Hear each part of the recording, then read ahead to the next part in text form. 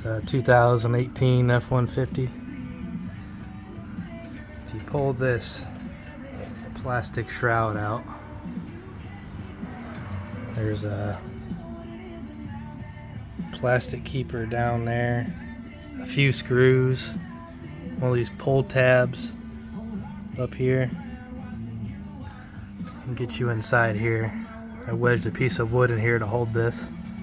The bottom one's your high beam, top one's your low beam.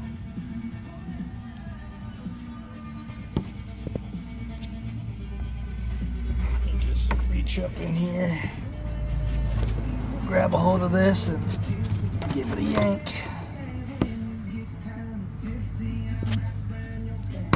And you can get up in here to your light bulb.